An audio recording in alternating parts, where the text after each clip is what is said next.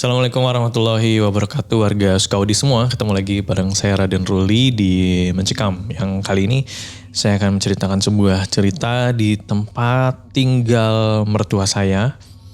Di mana mertua saya ini tinggal di sebuah pedesaan. Yang rumahnya itu rumah panggung ya. Rumah panggung. Terus dekat banget sama sungai. Dan sebenarnya saya ini agak-agak kalau fobia bisa dibilang fobia apa enggak ya? Yang jelas agak kurang nyaman kalau deket dengan sungai ya. Jadi dekat sungai, belakang rumah itu dekat sungai.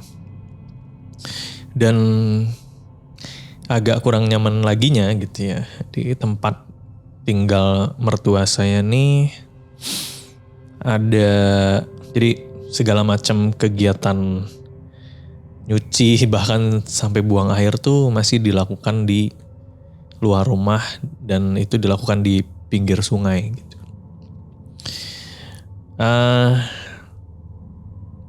Waktu itu memang lagi ada acara keluarga ya. Jadi mengharuskan kami, saya dan istri ya, untuk tinggal beberapa hari di rumah mertua saya. Ya, karena nggak mungkin ya saya menolak ya. Akhirnya ya udah kita berangkat ke sana dan tinggal beberapa hari di rumah mertua. Dan ya setiap hari saya mendengar suara gemuruh air sungai gitu ya. Yang lagi-lagi itu membuat saya kayak kurang nyaman gitu ya. Entah saya punya trauma apa dengan suara air dan sungai ini ya dulu. Yang jelas keseharian saya jadi tidak nyaman. Apalagi kalau malam gitu agak susah tidur. Dan waktu itu jadi ceritanya dulu sebelum saya nginep di rumah mertua ini. Sempat saya punya ide untuk membuat WC gitu ya, kamar mandi agar tidak melakukan kegiatan kamar mandi itu di dekat sungai. Dan akhirnya saya punya rezeki lebih, akhirnya saya buatkanlah kamar mandi di rumah mertua ini gitu ya. Walaupun uangnya belum cukup untuk bikin kamar mandi full penuh satu bangunan gitu ya. Jadi waktu itu masih semi permanen, masih atapnya tuh masih kayak sekat gitu ya, belum ada atapnya gitu. Tapi sudah mengeliling. Ya lumayan aja gitu ya daripada harus jauh-jauh ke sungai gitu. Ya nggak jauh sih tapi repot-repot harus ke belakang sungai gitu ya. Takut kenapa-napa kalau butuh ke kamar mandi di malam hari gitu. Ya akhirnya saya buatin lah. Nah, jadi waktu itu saya nginep tuh udah kegiatan untuk ke kamar mandinya sudah bisa dilakukan di rumah gitu tanpa harus ke sungai. Nah, suatu ketika saya butuh untuk ke kamar mandi malam hari. Ini saya ingat banget ya, kalau kunci pintu kamar mandi itu kan bisa dari luar bisa dari dalam ya. Nah, kuncinya tuh cuma pakai pengait gitu ya. Akhirnya saya buka kuncinya. Tapi kok posisi kamar mandinya tuh kayak basah banget gitu ya. Ya saya anggap itu habis ada yang make gitu ya. Entah itu istri saya atau mertua saya. Gak aneh lah, gak aneh. Nah di hari-hari berikutnya saya sering mendengar kayak suara ada yang mandi gitu ya.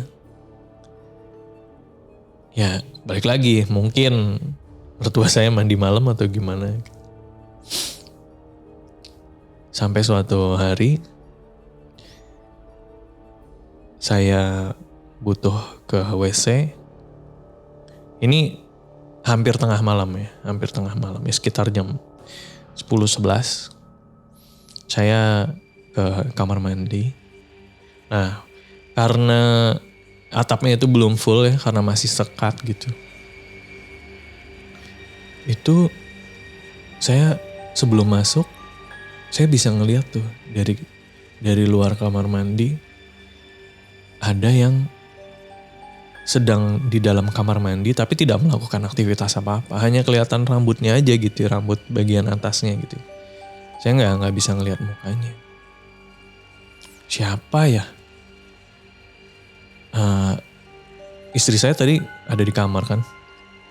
Mertua saya juga ya nggak tahu, tapi kayak bukan ya. Mertua saya tuh rambutnya nggak begitu gitu. Apa adik istri saya lagi main ke sini gitu ya. Akhirnya saya coba panggil tuh, siapa tahu adiknya istri saya. Marni. Nah, si yang di dalam kamar mandi ini yang tadinya diem aja, beneran diem aja gitu, nggak ada aktivitas dan nggak bergerak gitu.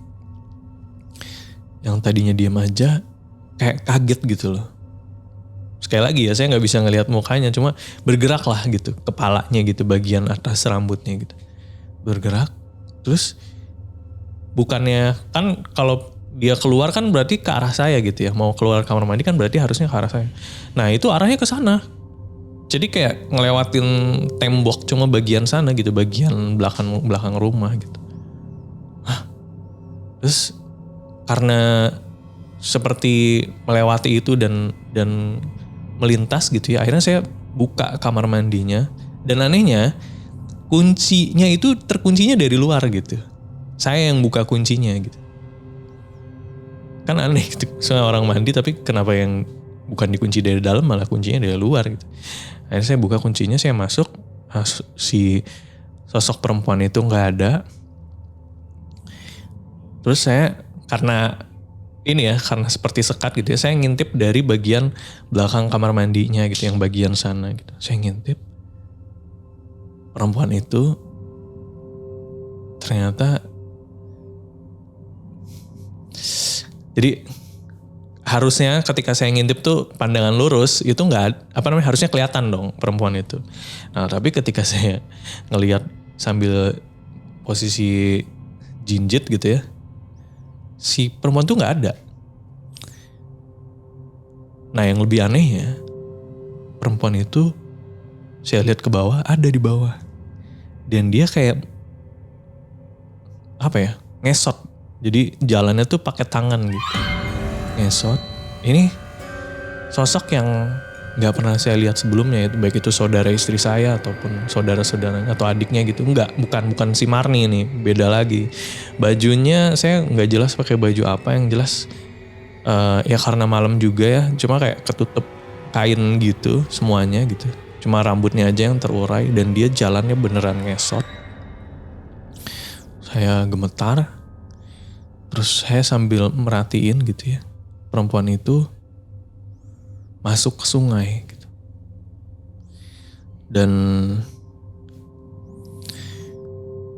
istri saya yang harusnya masih tertidur waktu itu terbangun. Kebetulan mendekati saya pas di belakang. Entah ya apakah tadi saya pas teriak Marni atau gimana gitu, istri saya jadi nyamperin. Terus ditanya ada apa? Terus saya gak bisa ngomong waktu itu. Udah masuk aja ke kamar.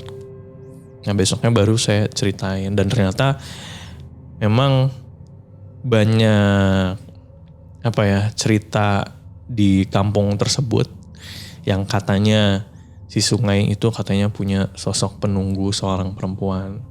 Tapi Allahu alam ya, yang saya lihat itu apa, sosok apa gitu saya gak ngerti.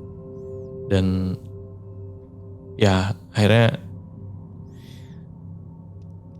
kamar mandinya saya benerin lagi sampai beneran permanen gitu ya, ketika ada duit gitu. Dan kejadian-kejadian seperti itu sebenarnya nggak pernah lagi nampakin gitu ya, cuma kayak suara orang mandi atau suara kayak orang jalan yang diseret gitu, itu masih konon ya masih sering didengar oleh keluarga dan beberapa orang di lingkungan sekitar. Jadi itu dia cerita untuk mencekam di kali ini. buat warga Skaudi juga yang punya pengalaman horor ya, baik itu pengalaman pribadi, pengalaman keluarga atau kerabat, bisa langsung aja kirim ya, baik itu rekaman audio maupun tulisan, bisa ke email di podcast.ceritahoror@gmail.com. Jangan lupa di-share, di-comment, di-subscribe ya, channel YouTube ini. Saya Raden Ruli pamit. Assalamualaikum warahmatullahi wabarakatuh.